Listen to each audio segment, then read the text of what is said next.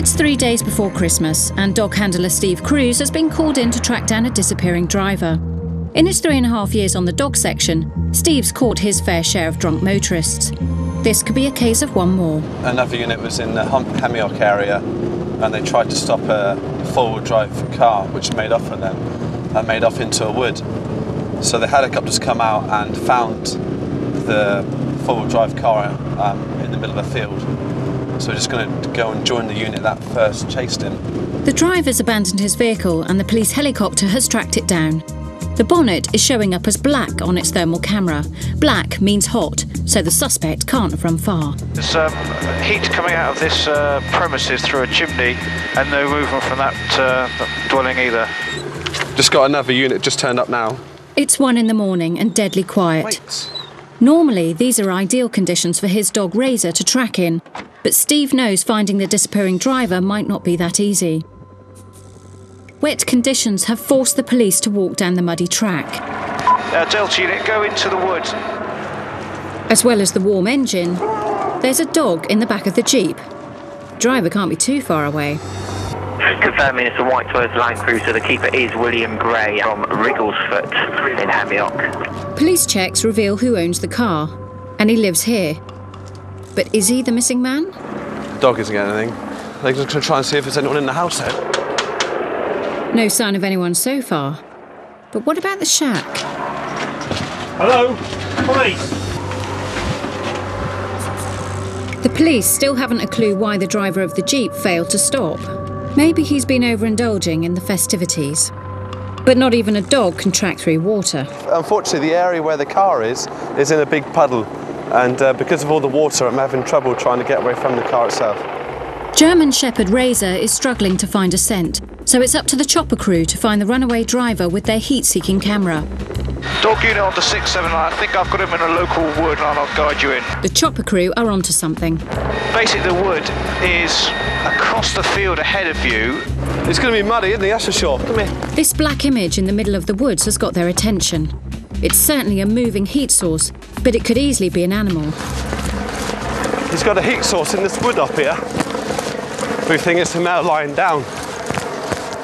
It's pitch black, but after 15 minutes, Razor finally picks up a track and is heading in only one direction.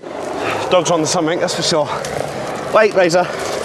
The chopper's overhead, but on the ground, it's down to Steve and his dog Razor to do the legwork.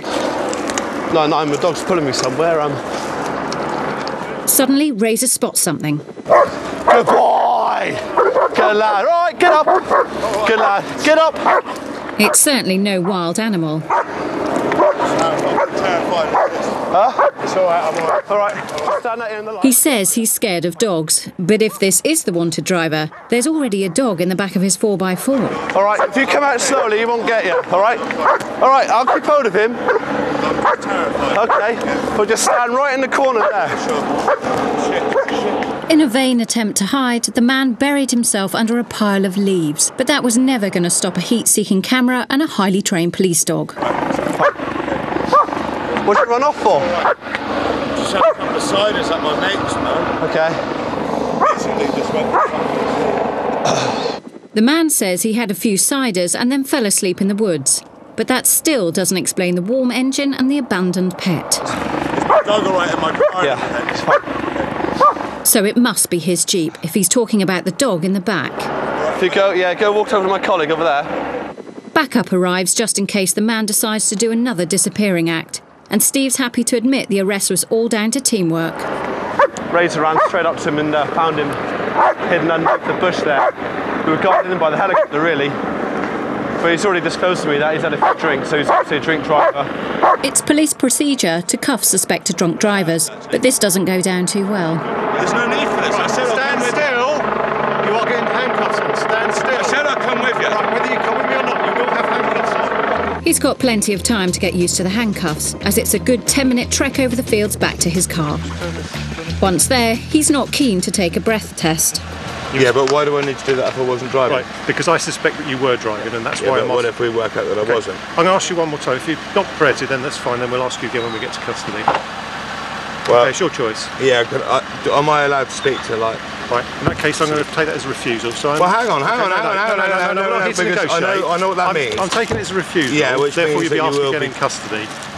Failing to take a breath test is an offence. If you continue to refuse, you can end up in front of a magistrate and get fined, disqualified and even jailed.